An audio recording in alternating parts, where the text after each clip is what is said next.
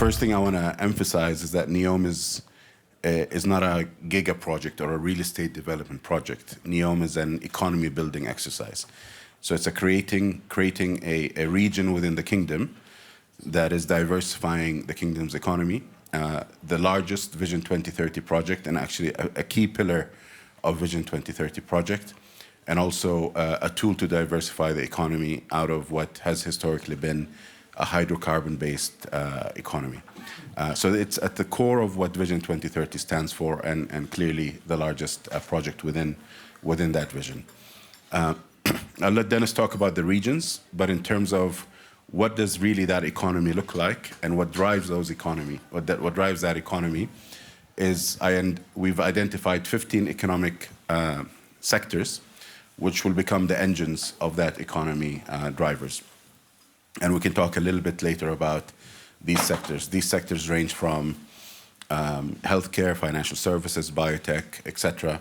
Some of them have already been activated today as we speak, and we can share some of those examples. But some will take time as the development grows and as population grows within Neom. Within those 15 sectors, manufacturing is a very good example, and we have Vishal here as well, and he's probably speaking at some point over the course of the week. A lot is happening there. We have the Neom Green Hydrogen Project, which is the largest green hydrogen project in the world, situated in Oxagon. But that's a project that Neom itself is investing in along with third-party investors. We also have been fortunate and also quite developed and successful in attracting the right private sector capital to come to Neom at an early stage of development within Neom. We work with the private sector to identify opportunities for them to come and participate in Neom. And this ranges from real estate to manufacturing to desalination to energy and water, etc., all the way to green hydrogen and advanced manufacturing. In addition to having the Neom Investment Fund, which is our investment vehicle through which we make investments in frontier technologies that we'd like to participate in. And I know Majid, who's the CEO of the NIF, was here today, spoke earlier this morning. Maybe it was a little bit too early for all of you to wake up and be here, but hopefully you can catch up with him and see what we're doing there. So it's important to really highlight where we are today. More than $50 billion has been spent in Neom so far, building the basic infrastructure and building the building blocks of what a region of this size requires. The region is 26,000 square kilometers, which is the size of Massachusetts or the size of Belgium, if you want to think about it from a European context. We have excellent competitive advantages driven by location, driven by climate. We're situated all the way up in the northwest of the kingdom, where we have, it's the first entry point into out of the Suez Canal on the Saudi side, where 13% of global trade passes through. We have great sun, obviously, like the rest of the kingdom, but we also have good wind, so we're able to deliver 100% renewable promise that we made to the world through wind and solar energy. And that is already demonstrated in the Neom Green Hydrogen project. We also are building a regulatory infrastructure that is benefits from having limited legacy, that we can create something that is globally competitive in order to attract both capital as well as people, talent from all over the world. And we're seeing early successes of that. We have more than 5,000 people on the ground coming from more than 100 countries. We also have capital coming in through private sector investments. We have more than 60 billion riyals, which is almost $16 billion of private sector investments coming in through Neom Green Hydrogen, joint venture that we have with DSV, $10 billion joint venture, in addition to construction villages that we've been fortunate to have private sector come in and help co-develop and build alongside us. And we have many of our leaders here who can tackle many of these topics. We'll maybe cover the regions today with Denis as our Chief Development Officer and where we stand on those regional developments. But as I mentioned earlier, we also have Vishal, who's the CEO of Oxagon. We have Manar, who's the Chief Investment Officer, really working very hard on attracting the right kind of capital and investments into Neom. And we also have Majid, who's the CEO of our Neom Investment Fund. So with that, I'll hand it over to Denis.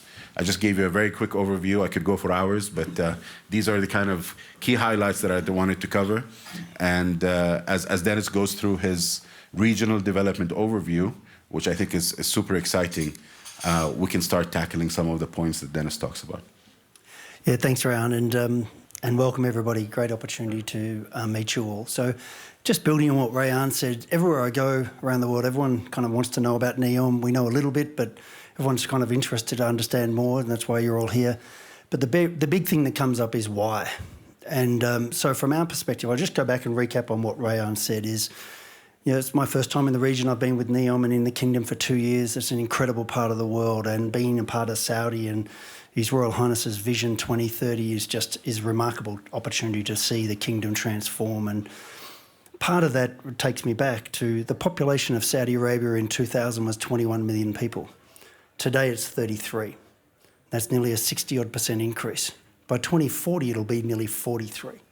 So when you look at what's happening in the Kingdom, as the Kingdom opens, as the Kingdom engages more, as we look for more foreign direct investment, as we become more of a tourism spot around the world, the influx and the growth within the broader Kingdom will be spectacular and is spectacular. And if you've been to the FIA forums and the interest from around the world in what's happening in the Kingdom and the wider GC is remarkable. So when you take a long-term view of that, how do you handle that growth? It makes sense to think, what, does Riyadh just get bigger? Does Jeddah get bigger? How does the Kingdom deal with that? And His Royal Highness saw an opportunity to open up effectively a new region, and in some languages a new state. But it is the size of Belgium or Massachusetts, 26,500 square kilometres, incredible nature reserves like nothing you've ever seen. It is a remarkable part of the world. Geopolitically well connected, mouth of the Suez Canal. So if you are going to open that up, that's a logical place within Saudi, which is the 13th biggest land mass country in the world, by the way. So it's a logical place, but it's a long way. So we've got to start everything from scratch. And so everybody wants to see things tomorrow, but we are building a whole new state, a whole new city, a whole new infrastructure from scratch in a new part of the Kingdom. That's our mission. And if you are going to do that, then what should be the purpose? And the purpose of Neom was really clearly articulated by His Royal Highness, that it should be a land of the future. It should be trying to push the envelope on everything that we do. It's not about just building another city that houses people. It's about to be themed, and it has to have a purpose. And so when we talk about the vision of Neom, and if you look at it, it is about being the land of the future and to push that. So all of that it's about building an economy for 100+ years, which is driven by the sectors as Rayan has spoken about. And all of those sectors are trying to be at the forefront of their respective place. So then the regions then become the supporters for that growth. And so I look after the regions, which are really the real estate solutions for that initiative. So how does all that come together? So if that's what we want to do, what are we doing? And there are really 6 regions in Neom. As I said, big state area, what are those 6 regions? They bucket into 2. So you have 2 regions that are really city-driven, around economies, building industries, job creation, traditional city growth. And that is Oxagon, our port city and industrial city, and the Line, which is really the capital city. Then there are 4 regions that support that, which are really driven by tourism and environment and nature, etc. And they are Trojena, Magna, the islands, and Nature Reserve. So we're working on all of those simultaneously. So if I just start with the 4 of the environmental come tourism, destination, resort-based regions, they're all remarkable. So first in no order is Trojena. Trojena is up in the mountains. The mountains of Neom are nearly 2,900 metres high. So put that into feet and you'll kind of put that to where we are and you'll understand how high these mountains are. It snows in Trojena and we are going to host the Asian Winter Games in 2029. Those mountains are incredible and we are building an eco-tourism all-mountain resort up there, no different than you see here or no different you see in the US, where you get to Colorado and it's a winter wonderland and then it's an adventure playground. And Trojena will be all of that. We are deep into construction. We are building our lake that's up into there. We're building the frameworks for the village that will hold the Asian Winter Games, and there's a huge amount of activity. As I said, every time I go up there, I see photos of it, but there's nothing like standing up and seeing this place come together. It is truly remarkable. The other one is then our Magna, which goes along the Gulf of Aqaba, stretches about 100 kilometres, and it's 12 individual but connected developments that form the Gulf of Aqaba and Magna. And you may have seen that through our marketing last year. And they are designed to cater for really a mix of residential and tourism destinations. And they are all interlinked, and each one of those are unique experiences. The whole thing is driven by what's the experience you get when you get there. And those different 12 destinations, as I said, are linked, but are quite unique. And all of those are in different stages of construction as well. For example, in one of those on Magna, we are building a hotel, mixed-use residential hotel resort inside a mountain. We are in construction now. We're going into the mountain. We are using, not different to a mine. You go into the mountain from the bottom. We're bored up through the top, and then we hollow the mountain out.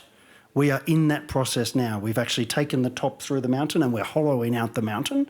And then inside that, we are going to build a hotel, resort, residential, retail, mixed-use community that then sits and spans out. And then it links in with the Gulf of Aqaba. So it is, again, it's incredible. A lot of activity happening on those areas. We've already appointed a lot of our hotel partners, joint ventures and partnerships to those resorts. And Manar and Jeremy, who runs that area, are dealing with a lot of other people who are interested in partnering with us as we deliver those projects.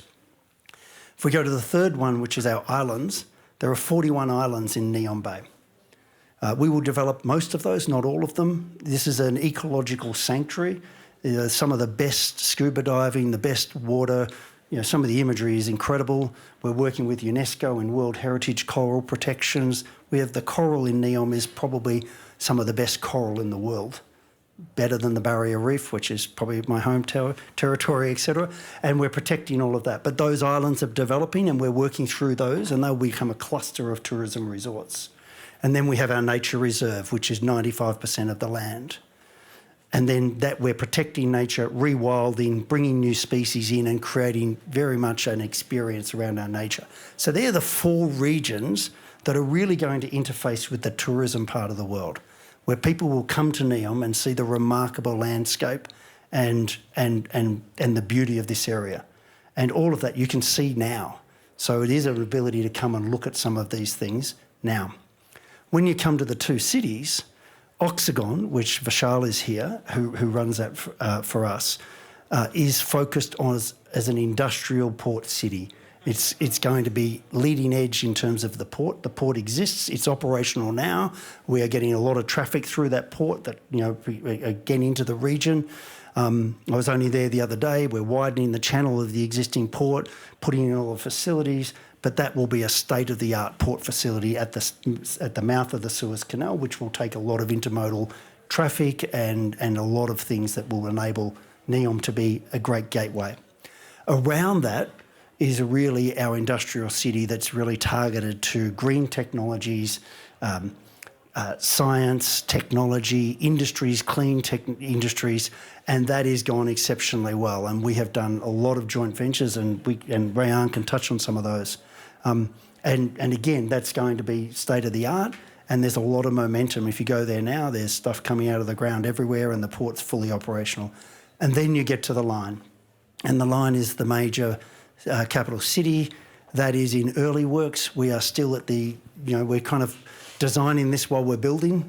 And so we're doing all of the excavation, and we're actually putting the piles in the ground. We're due to start pouring the foundations of the first phase of the line, and then we'll start to become vertical later this year. But all of those are quite different and quite unique. And it is remarkable to see all of the things going on at once inside Neom at one time. Keeps us busy. Very much so. Just to maybe echo or add on some of what Dennis said, I think we talked a lot about the real estate of Neom and the physical infrastructure of Neom. And when you go back to the initial announcement of Neom in 2017 and the FII, when His Royal Highness, the Crown Prince and the chairman of Neom put up two phones, put up the old, I'm not going to say the brand, Nokia, I believe, and the new iPhone, and basically said, this is going to be the difference of Neom compared to the rest of the world in terms of city building. So the promise of delivering the city of the future is not only driven, in my view, actually, is not only driven by the physical infrastructure, which is important, but as we all know, an iPhone looks like a Samsung, looks like many of the other smartphones. But what makes people buy an iPhone is the operating system. So there has to be the right software and operating system embedded into this city of the future to make it truly the city of the future, which means best-in-class digital health, best-in-class financial services, best-in-class all sorts of sectors and biotech, etc. And what the opportunity that we have that other cities don't have is that we're starting from scratch. So we're able to start from where other people left off and build a city that is geared for the future without being anchored by any legacy systems or legacy technologies or even legacy infrastructure for that matter. So all of this is embedded in the design elements that we're talking about, not only in terms of the physical, the unbelievable designs that you're seeing all over the place, in terms of its beauty, but it's also in terms of its utility and how residents and visitors are going to be living through what would be a very different city experience than others. It's a very big promise. We don't take that lightly. A lot of work has to go into it to really deliver on that promise. It's a very long-term project, so it's not one that you come every day and you see where are we. It's a generational project that you're going to start seeing early successes, but it's really a generational project to deliver on this promise. We talked, at least I talked a little bit earlier on the role of Neom in delivering the diversity and the Vision 2030 to the kingdom, but Neom does actually have a global ambition beyond the kingdom's borders. We are there to redefine livability, and you see that across everything that Dennis talked about. Redefine business through the regulatory infrastructure that we are building and putting in place, and also redefine conservation, how humans and businesses coexist with nature without really compromising one or the other. And the promise to keep 95% of Neom as a nature reserve is a testament to that. 100% renewable, not today, but in its end state, Neom will be 100% renewable, powered by solar and energy, and maybe in the future hydrogen as well. That again has never been done ever at this scale in the world. So a lot of what we're doing are things that have never been done, and that's the ambition that our chairman and our leader always imposes upon us and challenges us on. And I think this applies across every other Saudi project, by the way. I think the standards that are being developed, the ambitions that the kingdom is now put in place across everything that we do is no longer contained within a country or a region. It's really global in everything that we do. And I think Neom is a great example of that. I know, Dennis, you have a session on the line tomorrow, but without taking away from the thunder of that session, if you can give maybe a bit of a teaser to the audience, maybe to attract them again for your session. Is it tomorrow or when? I think it's tomorrow. Tomorrow. Yeah, so the line is, look, it's interesting. A lot of the things we're doing in Neom, we are pushing the boundaries, and as Rayan said, His Royal Highness is pushing that right across the kingdom. The line is the epitome of all of that. So the line is designed to be a city like no other city that's ever been built. If we are going to create a new city, he was very focused on let's push the boundaries and try and solve some of the big issues that are affecting modern cities. Because cities have evolved over the last 100 years on the motor vehicle. We've seen urban sprawl. It's been great, cities of industrial, output, but they've come with social consequences and environmental consequences that the world's trying to deal with. So if you're starting again, do you just build another LA? Do you just build another Dubai? What do you do? And the line is designed to tackle those. So the challenges were, you're going to build a city that ultimately has to be master planned to hold 9 million people, size of London, size of New York City. That's a big ask. It'll take 100 years or whatever to fill that, but we've got to plan now, right? This is not an incremental just evolution. Plan now, which has never been done. Then you have to do a city that has 0 cars. So how do you do 9 million people with 0 cars? So you need a very, very, very good transportation framework to run that city. Then you basically need to have a city that has total renewable energy, right? Has to be run on sustainable energy. Then we need a city where digital actually works for you. It's not invasive. So all of these parameters were built in, and the line was born out of this, and it really was the brainchild of His Royal Highness pushing us. The best analogy I can give you is that I live in Manhattan, spend a lot of time in Manhattan. The grid of Manhattan is a very good framework for what the line is. And if people who've been to Manhattan, you'll understand the streets and the avenues and the grid. For people who don't know, the grid in Manhattan was master planned in 1811. So, 200 years it took to build, but it was thought of. And that framework of the grid is the foundation of why that city works the way it does. Manhattan is 22 kilometres long, 3 kilometres wide at its widest point. The line is going to be over 100 kilometres long, 1.2 kilometres wide. The issue is we fold the line up in the air. So we're 200 at the base, 500. So we're taking the Manhattan grid and folding it. And effectively, you are not building, everyone thinks the line's a building. It's not, it's a frame, it's a city, and it has a framework and a grid structure to it.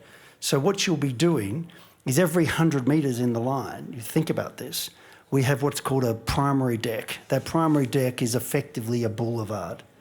That houses all of your traffic and infrastructure every 100 metres, and you fill real estate in between that 100 metres. But effectively, you have 5th Avenue at 0, 6th Avenue at 150, 7th at 250, 8th at 350, 450. And these boulevards carry linear transport, both mechanical and pedestrian transport, and you effectively then have rapid vertical transport that goes up every 100 metres. So you form a frame. It's like a pigeonhole. Just imagine your verticals and your horizontal frameworks. That becomes the infrastructure of the city, and then within that we build the real estate around that frame. It's incredibly complex to understand. The first time I was approached for it and someone was trying to explain the line to me, I thought this is the most crazy thing I've ever heard. The more I went into it, the more I understand it. It's actually deeply embedded in logic and foundation. It is a high-density city. It's going to be like New York and Hong Kong and inner Paris and inner London. So it's designed to be a high-density city, but it's designed to actually put that in not a congested environment and dominated environment by the motor vehicle. So it's pretty incredible. To give you, some context, the Burj Khalifa, just as a reference point, I think has 300,000 square metres of GFA in the building. The first phase of the line will have somewhere around about 20 odd million. So it's big. And we will release more information to the public on the first phase during this year. But there is a lot happening and it's really interesting, and the teams are, as I said, we're building the infrastructure and the foundations now, and we'll start to go vertical hopefully at the end of this year. Great. And I think we all have to put ourselves in the mindset and the starting point that this has never been done before. So I think that, when the line in particular and Neom in general has really captivated the imagination of people from all over the world. But it's also difficult to understand and difficult to comprehend, understandably, given that this has never been done before. But when you put yourself in the mindset that it's never been done before and accept the fact that there is a vision behind it and a lot of logic and engineering and design that's really supporting it, that's really when you start to grasp and understand and buy into the idea beyond just simply seeing two sort of mirror walls spanning across the desert. Yeah, and I think it is important from the line perspective, and again, we'll touch on it tomorrow, but It's captivated the world and it's polarised the world. And you get a spectrum of everybody. You'll get some people say, this is the most incredible thing, what an amazing thing you're doing for the world, getting rid of all of the transportation, I want to be a part of this, and you'll have a cohort. You'll get the other cohort that says this is horrific and terrible, et cetera, et cetera. And it's the lack of understanding that builds that spectrum. So the onus is on us to communicate more and educate and inform so people can understand what it is we're doing and what are the benefits. But it is deeply rooted in a lot of logic, and I think it's going to provide the world with an alternate way of thinking about how we as people can live in harmony really with nature, because it does preserve so much more nature than what a normal city does. I live in Manhattan, as I said before. It's beautiful. It's fantastic. But they had to kill every bit of vegetation on that island to build the city, right? And so that's what these things are trying to solve. How do you build big cities, the benefits of big cities, but do it in a way that you don't consume and harm the environment, you protect it. So it's fascinating. Yeah, and also speaking of things that have never been done before, we like to think of Neom as a living lab. So this is, the line is something that's never been done before at scale, but we're also doing it at sort of at smaller levels through the Neom Investment Fund. The Neom Investment Fund is there to invest in frontier technologies, experiment them, use Neom itself as a test ground for these technologies, and these go anywhere from mobility solutions to healthcare solutions to food tech, biotech, etc. And there's been quite a bit of track record on those. Some will work, some will not work. That's the nature of what venture capital looks like. But at the end of the day, we're using every tool in the toolbox to really, push the envelope on experimenting and getting the technologies into Neom. So it's not only about building the buildings, but also creating the technologies that will make Neom the city of the future. And actually, a very important part of that is design and construction. So one of the things that we've done recently is signed a joint venture with Samsung on automated rebar caging facilities, and how can we reduce improve the technology, reduce waste, reduce the manual labor, and what is one of the most cumbersome processes of building vertical structures like the line. And these are the areas that we're investing a lot of time and effort as well as capital, and really demonstrating to the world that we're not doing things in the traditional way. How can we push the envelope and really testing many of these technologies that maybe are a little bit high risk, but we have the risk appetite to do in Neom. I think we're now towards the end of the... do we have time for a few questions? Sure, maybe we have a couple. Perfect. So if you could just raise your hand if you have a question, we'll just go to you. Hello. Thank you for organizing this meeting. I am Jose from Argentina. I'm a lawyer, and I am super enthusiastic about this project. I'm on the first group of people you described. But I always ask myself, how do you make people start living there? I mean, how do you make the wheel start moving forward? And I would like to know that. Yeah, it's a great question. So we've done a lot of science about that. I think one of the misconceptions is that you'll spend all your time in the line. It's actually not. So if you think about it a bit, I live on Central Park. Everybody goes into the park every day. Everybody in a tall building comes down, hits the park, goes into terra firma every day. You'll do the same in the line. The landscapes of the line are incredible. You will come down and be in the parklands, and you'll be living outside as much as you live inside. That's one of the benefits. So if you're lucky enough to live near Central Park or Hyde Park or somewhere, then you're one of the privileged. But if you're not, you live miles away from that in normal cities. What the line does is gives everybody access to that environment. So it's actually much more egalitarian in terms of its ability to kind of distribute access to nature for everybody. But it's basically, yes, you live here, but you'll be out and about as much. So it's really understanding the mix of how that works. And I think very importantly, adding to that is creating the lifestyle, regulatory environment, connectivity to attract capital and people, because people are not going to come without a job. I think what Denis explained is the beauty of what you're going to be living in, but at the same time, you have to create the jobs for people to come and work there. And that's really the, and what, as Denis said, the kingdom has expanded significantly over the last few years. The first phase of the line is really targeting around 300,000 people. You can see how that can be the core population, initial core population, and then from there organically grow like any other city. Hi, I'm Ben Patrick, CEO of Neom. We've developed the first in the world autonomous freight system that allows to move wagons without locomotives, fully automated, fully electrified. It's commercial already in Europe. And the question is about logistics for Neom, because it's a couple of regions. And what's the modal split idea of Neom itself and the role of rail in logistics? It's a very, we have the experts here to talk about it, but it's like any other region of this size, there's multimodal mobility solutions, right? You have the line, which maybe Denis can talk about more tomorrow. Rail plays a very big role in terms of connecting Oxagon all the way to the line. Oxagon is all the way in the south of Neom, and through the airport to the line. And I think autonomous freight solutions is an area that we're exploring, and I think Vishal here is the right person to speak to around this. Yeah, so just on that, so we have a heavy rail passenger and freight lines dedicated along the line and then from Oxagon. We are in concept now talking about, does the freight become heavy rail, or do we need to do an AGV solution, an autonomous vehicle? So we're in that process now.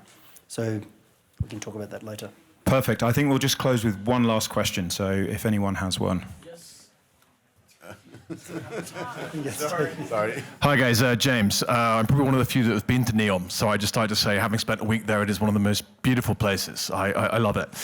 How can we help? What are your blockers? What are your constraints? Like, what can we do to help you bring this to life? I think, we come to places like Davos and have these sessions to share more of an understanding and awareness of Neom. I think awareness is high, but understanding is limited. I think becoming an ambassador and sharing what you've heard and what you've seen personally, I think is a big help. At some point, it'll be a lot more connected and a lot more accessible. It is accessible now, but it's just the activation is not there yet. And we'll get a lot more people to come. In the same way Saudi has evolved, by the way. When, 10 years ago, people knew very little about it. It was not as open to the world as it is now, and as people came and experienced it themselves, they start to share it with the world as to the beauty of the country and how welcoming its people are. Perfect. And given the enthusiasm, we will do one last question. Well, they say the best is saved till the end. So very good presentation. I congratulate you both for that. The line is going to need a lot of human beings there. Now, you are at the forefront of tomorrow's world. Thoughts of today are transferred into tomorrow's technology. Where are you with being open to discussion and invention and creation on health tech and AGI? That is what I'd like to know. Health tech, yep. Is that right? Health tech, yeah. Okay, healthcare is one of our core sectors. We want to be at, as I said, all the things with our sectors. We have, whether it's around media or whether it's around health or whether it's around education, the remit is to be at the forefront of each of your sectors. So if we go to healthcare, we are trying to push the boundaries of that. Dr. Yamani, who heads that sector for us, is pushing that. We're building now digital twins, human digital twins, which I've gone through, Rayan's gone through. We are trying to push the envelope. We're trying to bring AI into our diagnostics. We are trying to build a whole industry that Neom Healthcare is pushing the envelope and a home for the world's great thinking about what we do in the area of healthcare. So that is starting to happen now, and we're starting to incubate that now. So that's where we're going, and there's a lot of work there. We can talk about that later. Okay. Rayan, Denis, thank you so much for your time. I think we've had a lot of questions. Denis's session is at 12:30 tomorrow, and obviously, as Rayan said, we have a number of our executives joining us here in person and also live from Neom. So please give me a big hand for Rayan and Denis.